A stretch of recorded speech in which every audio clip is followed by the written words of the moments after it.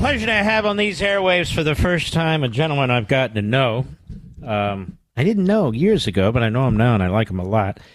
He is the head coach of the Auburn Tigers, Coach Bruce Pearl. Bruce, how are you, brother? Mark, it's great to be with you. I'm doing fine. How are you? Let me look. I'm doing great, thank you. Your team is number one in the conference, isn't it? Is that what I just looked up? It's number one in the conference, and it's actually number one in the country right now. So wow. God's blessed us in a big, big way. And this Saturday, we've got a game in Tuscaloosa, Alabama. Oh, and boy. For the first time in SEC history, it'll be 1 versus 2. That's never happened before. And so College Game Day and ESPN will be there, and the whole nation will be watching. Auburn, Alabama. Gee, they've never matched up before in any sport, have they? That's a big deal, and that's a big deal for the country, but especially in the state of Alabama. That is a very big deal. Now, Bruce, you have been voicing more and more your views about a number of things, but particularly when it comes to issues involving the Middle East and Israel. Now, just give it a little bit back on you. You voted for Obama, as I recall. You've been a Democrat and so forth and so on, but you've taken a look at things and you said, I don't know about this. Yeah, Mark, I love my country. I'm a Jewish basketball coach in Auburn, Alabama, coaching in the SEC, living in a wonderful community surrounded by evangelical Christians that think I'm pretty cool. And it could be this way in lots of different places in the country. So I feel blessed, and it tells you a lot about our country that, you know what, you work hard. There are going to be obstacles. There are going to be roadblocks. I've faced anti-Semitism. I'm a Jewish basketball coach, coaching mostly African-American men, and there have been challenges. But you know what? Those challenges have been navigated. How about this, Mark?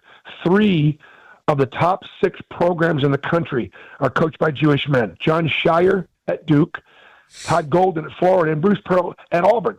So when I hear from people about all the terrible things about our country and how people can't do this and can't do this and the other, we're not a perfect union, you know what? But we're the best there is.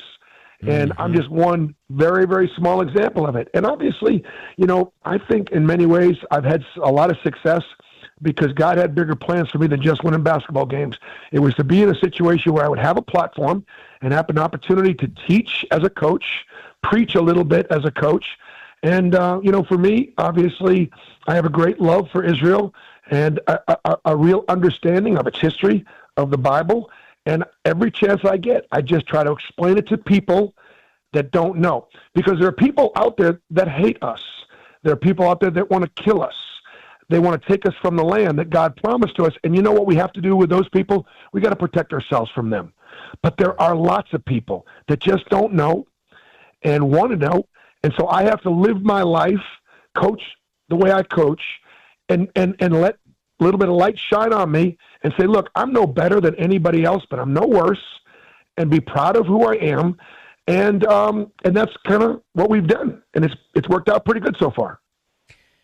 This is, you're listening to Bruce Pearl. He's the coach of the Auburn Tigers, the number one basketball team, college basketball team in America today. By the way, if people want to learn more about you or your team, is there a particular website they can go to? Yeah, they can go to, anything, Auburn University or auburnbasketball.com and, learn a little bit more about what we're doing and certainly follow the SEC. And our league right now, Mark, is as strong as it's ever been. There are 16 teams in our league right now, and right now potentially there are 12 teams that might go to the NCAA tournament. In the history of college basketball, wow. No league has ever been stronger. So it's a very, very exciting time to be in this league.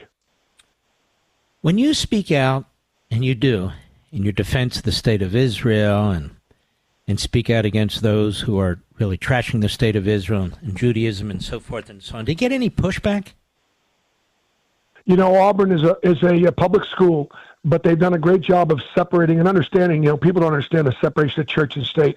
It really was to protect the church from the state, right? And so, they recognize my First Amendment rights.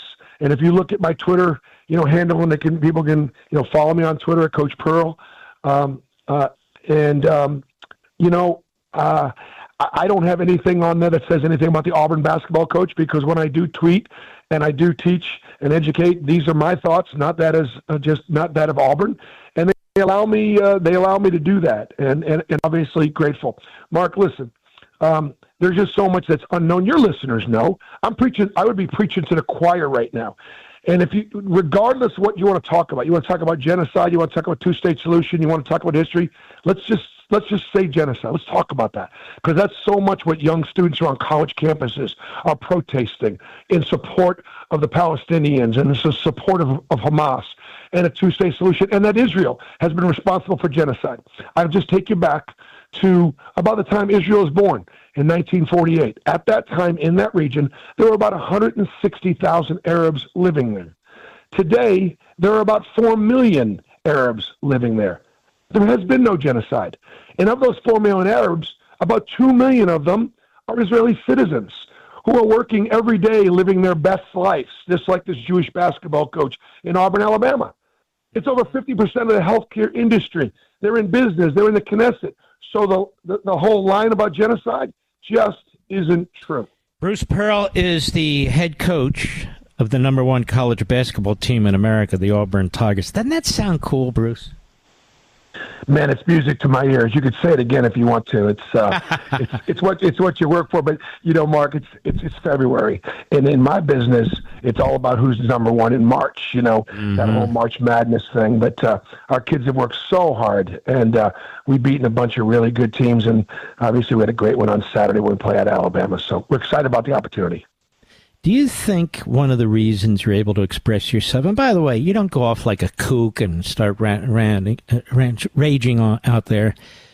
You're thoughtful about your views. You give your views in a very intelligent and substantive way and so forth. But do you think part of the reason you're able to do that is because you're #1? I mean, what if you were number 101? Do you think you'd be able to do it? Yeah, Mark, you'd still have me on, and I'm not on because I'm the #1 team in the country. I'm on because you and I have met each other several times at some things that mattered to both of us in support of our country, or the Republican Party, the Republican Jewish Coalition, and the state of Israel, and recognize that. Hey, listen, I'm a good student. I listen to you. I read you. I'm a very dear friend of David Friedman's, and I've read both of his books. And that last book that he's got out, One Jewish State, is really something. The title might prevent people from picking it up, but like President Trump has recently spelled out a very new idea and new way of thinking about how to maybe change the course in the Middle East, because the course needs to be changed with some solutions in Gaza. David spells out some really important things in One Jewish State. Mark, there are about 21 Arab states, and there is only one Jewish state. And Israel tried to comply with the United Nations and the rest of the world and say, okay, let's have another Palestinian state and a Jewish state next door. And it wasn't a very good deal for the Jewish people. But you know what? Something was better than nothing, so we'll take it, and we'll figure out a way to live in peace with our neighbors. And, of course, the day after Israel became a state, the entire Arab world, attacked her from all sides. And thank God she won the war. But the whole thing was simply because there was a segment of the Arab population that simply was not willing to live next door to the Jewish people. In 2005, when we pulled out of Gaza, and when I say pulled out of Gaza, as you know, Israel, in the hopes of a swap for land for peace, anything for peace. You know what? We're going to give you Gaza, and we're going to pull 30,000, Israelis, mostly Russian Jews who really had no place to go after they escaped the pogroms in the Soviet Union in the 1980s and the 90s. We're going to pull them out. We're going to give this to you just as a sign that we want to live next door in peace. And, of course, what did the Palestinians do? They elected Hamas. They became a terrorist state, and it's been a launching pad for terrorism. And right now, the United States government, the State Department, is for a two-state solution still. That must change, because that's not an option anymore. Well, we are going to watch you guys on Saturday. We're going to be rooting for you. And I say that because I have a lot of family members, who went to University of Alabama. I hate to tell you this, Coach. Now, some went to Auburn. And by my making that announcement, I'll be a persona non grata. But you're the man. We're going to be watching you. We're going to be rooting for you, and we wish you and your guys all the best. Well, Mark, I appreciate it, and thank you for speaking so much truth out there, and thank you for loving your country and letting us that want to learn and understand more and be able to defend, what President Trump is doing right now and the great challenge in the Middle East. We appreciate your knowledge and appreciate the way you delivered every single day.